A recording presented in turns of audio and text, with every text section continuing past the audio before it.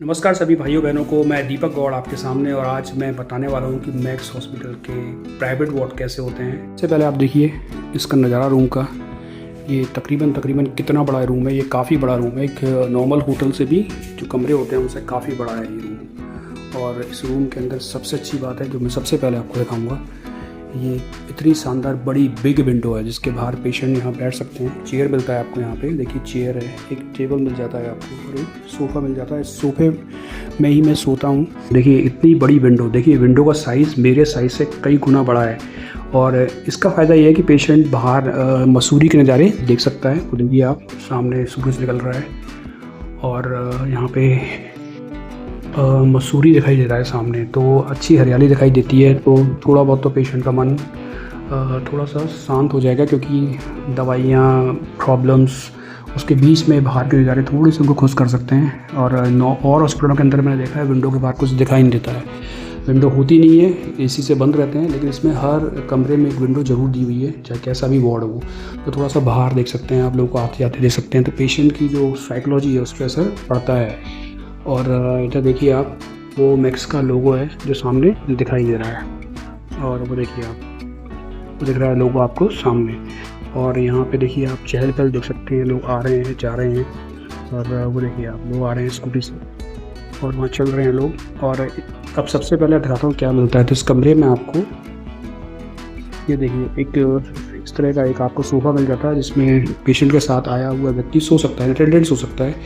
एक टेबल मिल जाती है जिसमें मैंने सारा दवाइयाँ ववाइयाँ सब रखी हुई हैं। और एक चेयर मिल जाती है। चेयर का बहुत फ़ायदा है। ये केवल आपको ये जो सुविधा है, ये चेयर और ये टेबल दोनों चीज़ें, तो ये केवल आपको प्राइवेट वार्ड में मिलती हैं, ये और वार्ड में नहीं मिलती है। इससे फ़ायदा ये होता है कि पेशेंट कई बार चाहता है कि वो बेड से उठ के थोड़ा टहल ले, वॉक कर ले।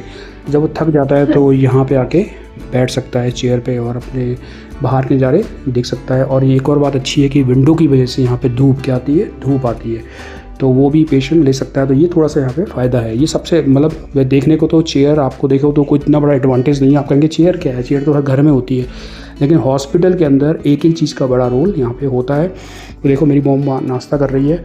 जब वो थक जाती है बेड पर, उसे लगता है कि थक गई हूँ, काफ़ी समय से लेटी हुई है, तो वॉक करती है थोड़ा बहुत। रूम काफ़ी बड़ा है तो वॉक भी कर लेती है वो, और फिर इस चेयर पे आके बैठ जाती है। और इसी चेयर पे उसे धूप भी मिल जाती है, सामने से धूप सामने से आती है। तो ये इसका फ़ायदा है। उसके अलावा देखिए नॉर्मल में एक इस तरह के बेड तो होते ही हैं, आपने सब हॉस्पिटल में देखा। ये देखो पैर रखने का स्टैंड है जिससे बेड पे चढ़ सकते हैं। और फ़िलहाल बेड जो है वो ओल्ड फैसिनेटिव है, बटन इसमें नहीं है कहीं पे भी। तो पेशेंट के हिसाब से करते हैं शायद, जैसे पेशेंट की रिक्वायरमेंट है। इसमें नहीं है फ़िलहाल, हाथों से सब करना पड़ रहा है। और इधर पे एक देखें इधर आप, तो इधर पे देखिए ये कुछ बोर्ड्स लगे हुए हैं, कुछ पैम्पलेट लगे हुए हैं जिसमें हॉस्पिटल से रिलेटेड सारी सुविधाएं जो भी मिलती हैं उसके नंबर यहाँ पे लिखे हुए हैं। जैसे nursing supervisor, house keeping, GDA को बुलाना चाहें, बिलिंग के लिए असिस्ट चाहिए आपको, मेंटेनेंस से जैसे एसी वगैरह ठीक कराना है, तो अलग अलग नंबर यहाँ पे दिए हुए हैं।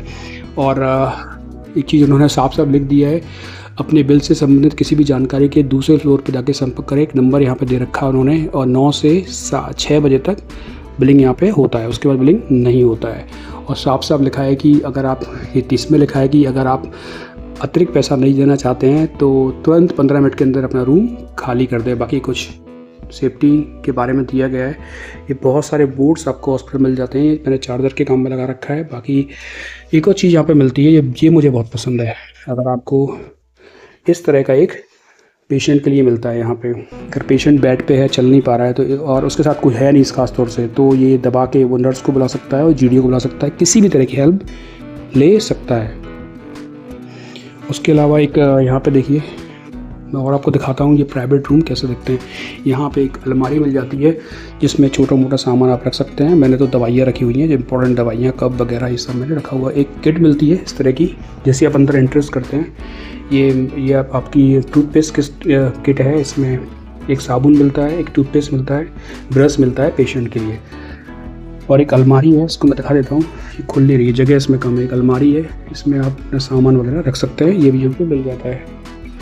थोड़ी जगह की कसर है पर मैं कोशिश करता हूँ आपको दिखाने की। ये देखिए एक अलमारी मिल जाती है, मैंने अपने कुछ कपड़े रखे हुए हैं। इसमें काफ़ी चैम्बर्स हैं, टोटल 4 चैम्बर्स हैं। आप जो चाहे यहाँ पे रख सकते हैं जो भी सामान। एक ये फ़ोन है जिससे आप किसी भी तरह की असिस्ट ले सकते हैं जो भी आप चाहें। अब ये तो इस कमरे का डेकोरेशन, और सामने फ्रंट में आपको एक टेलीविज़न मिलता है, बिग साइज़ टेलीविज़न है। आप ज़्यादा चैनल तकरीबन जैसे इंपॉर्टेंट चैनल है वो उस पर दिए गए हैं, स्पोर्ट्स के भी सारे चैनल हैं, तो आप बैठ के टीवी वगैरह देख सकते हैं। और अभी बज रहा है 8। और ये सबसे इम्पोर्टेंट चीज़ होती है बाथरूम।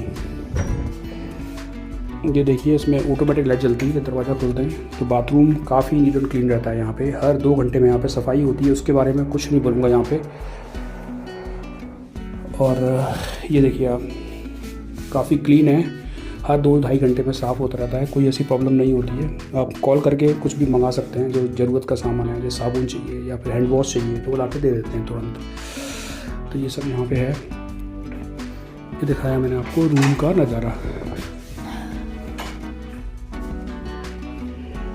जैसा कि मैंने आपसे कहा था कि इस विंडो का बहुत ज़्यादा फ़ायदा होता है, पेशेंट को एडवांटेज होता है। देखिए मेरी मॉम बैठकर बाहर के नज़ारे देख रही है, काफ़ी टाइम है। नाश्ता क्या? ओके, और ये मॉम का नाश्ता यहाँ पे आ चुका है।